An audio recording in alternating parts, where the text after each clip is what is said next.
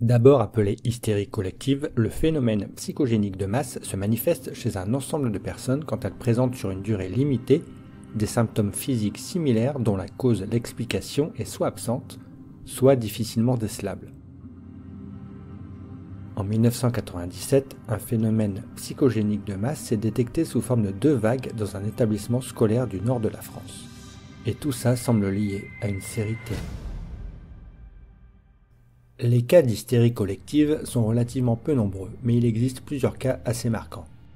En 1518, à Strasbourg en France, une épidémie de danse a pris les habitants. Plusieurs personnes ont dansé non-stop pendant des jours jusqu'à mourir d'épuisement pour certaines. D'une personne en juillet 1518, 34 personnes l'ont suivi après 1 mois et 400 personnes peu de temps après. Plus proche de nous, en 2009, à Madagascar, 27 jeunes femmes sont touchées par des désordres moteurs. Tous les neuropsychiatres qui se sont penchés sur les cas ne trouvent aucune cause. Il semblerait qu'un conflit foncier soit à l'origine de cette réaction. À la suite de l'isolement de chacune de ces femmes et de la fin du conflit, les symptômes ont disparu. En 2016 au Pérou, dans un village, une centaine d'élèves d'un collège ont eu des nausées et des hallucinations.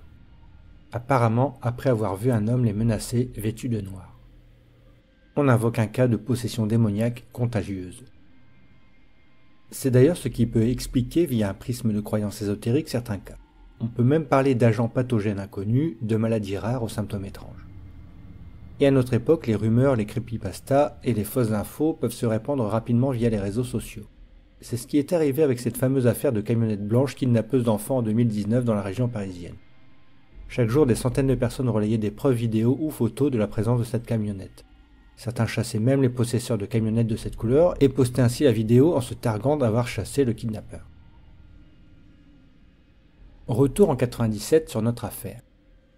Le vendredi 24 octobre 1997, veille des vacances de la Toussaint, tout allait bien dans cette école du nord de la France jusqu'à ce que le SAMU soit appelé pour transférer 32 élèves vers les urgences.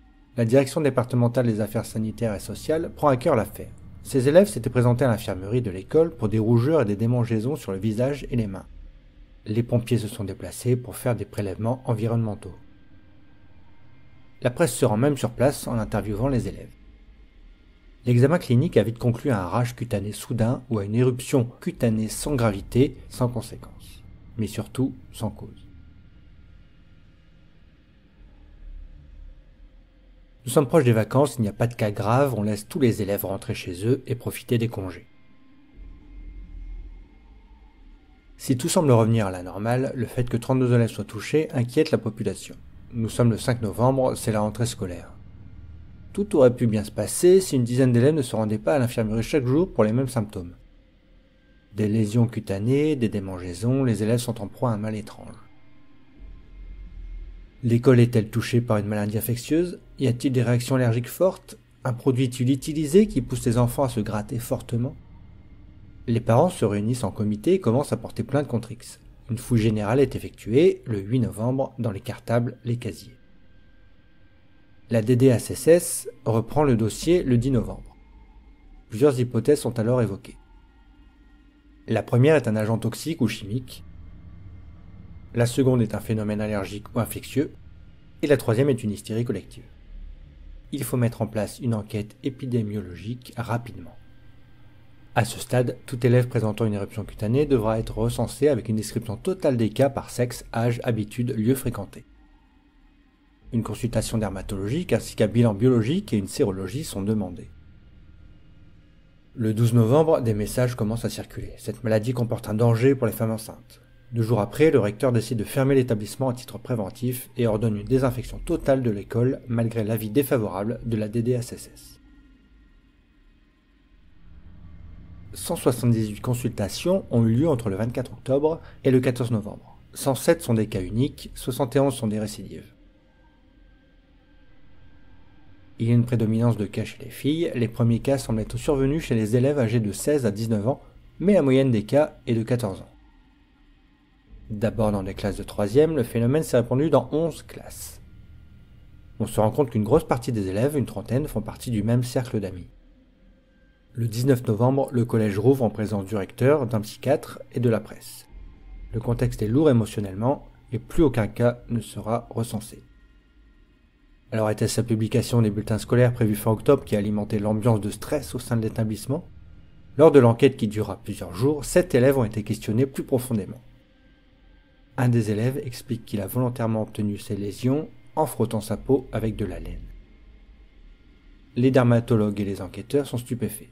Pour quelle raison cet élève s'est auto-mutilé? Il explique avoir vu à la télévision un épisode de la série X-Files. En effet, le 17 octobre, M6 diffuse l'épisode Régénération dans lequel un homme présente une peau terriblement boursouflée. Le fait qu'il soit un des élèves les plus âgés et influents du collège a fait entretenir le phénomène. Tout a débuté par cet élève, puis son rage cutané prenant plus d'importance que prévu, tout s'est emballé. L'infirmerie, l'alerte, la presse, les médecins, l'alerte. Le fait que des psychologues soient arrivés si tardivement était défavorable à la résolution de ce mystère. Les phénomènes psychogéniques de masse présentent plusieurs caractéristiques communes. Un cas zéro à partir duquel se propage le mal par suggestion émotionnelle, propagation psychologique. Les femmes, enfants, adolescents sont plus volontiers touchés. La présence d'un facteur anxiogène stressant, souvent sur un lieu de travail prédisposant. Des symptômes bénins au départ. À l'heure où la moindre information, la moindre phrase peut prendre des proportions gigantesques, il n'est pas surprenant de voir qu'une personne influente a pu faire propager quelque chose. On le voit facilement aujourd'hui avec la tonne d'informations qui nous submerge, on fait le tri dans notre tête sans réflexion et on prend l'information qui semble la plus simple et logique. Le cerveau humain a des capacités, mais aussi des failles.